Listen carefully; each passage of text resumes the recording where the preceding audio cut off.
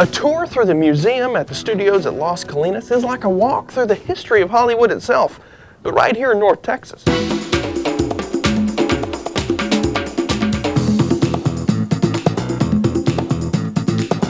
Most people don't know it, but there's a science to making movies. So when people come here and they leave, they've really learned something about movie magic and about how the craft of movies are made, whether it be blue screen, sound effects, Foley, or wardrobe, or whatever. The Studios Tour helps to educate visitors about some of the behind-the-scenes work that goes into movie making, such as using a blue screen. The blue screen show, which the audience gets to participate in, and they get to get in front of the blue screen and run from the Raiders of Las Colinas. We made a little ball that's running down, and they're running to get away from the ball. And they get to basically see how the blue screen works. Using a blue or green screen is a fairly simple process. First, the performer is shot doing the action in front of the screen. Next, the background action is then shot separately.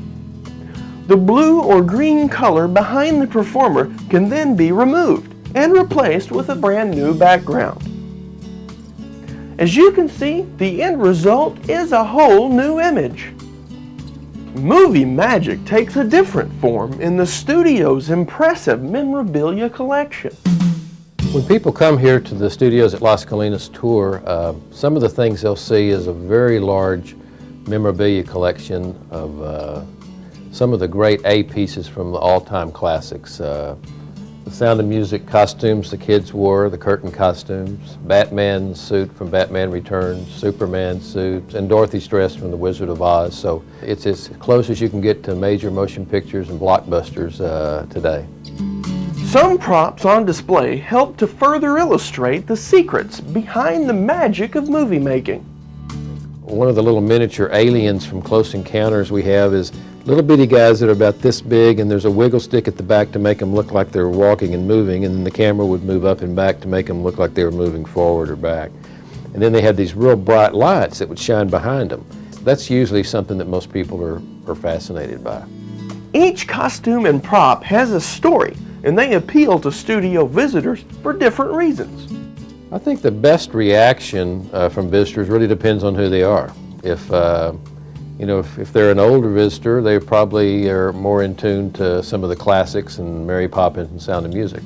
If they're a younger teenager or maybe a younger kid, it might have to do more with the kids' movies or possibly Terminator's Head or something like that. So I think what people leave kind of enjoying the most really has a lot to do with their age and what their interests are. My favorite piece of everything would probably be the Sound of Music collection, because we've really tried to collect everything that we could find that was from the Sound of Music, and I'm sure it's the most extensive collection anywhere in the world. And they've come in a lot of different ways and different avenues. And there's even some real unusual stories. One time a guy called and said, "Hey, I found a dress that Lisa wore when the song Edelweiss was being sung. And I got it at a garage sale." Well, it sounded kind of unreasonable, and I couldn't see how that could really happen. So I went to the guy's house and looked at it, and sure enough, it was a dress that was worn by Liesl in The Sound of Music.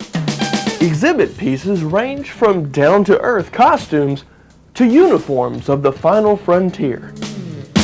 You can see a lot of Star Trek memorabilia here from the movies and from the TV series. But man, these people are ugly. Beam me up.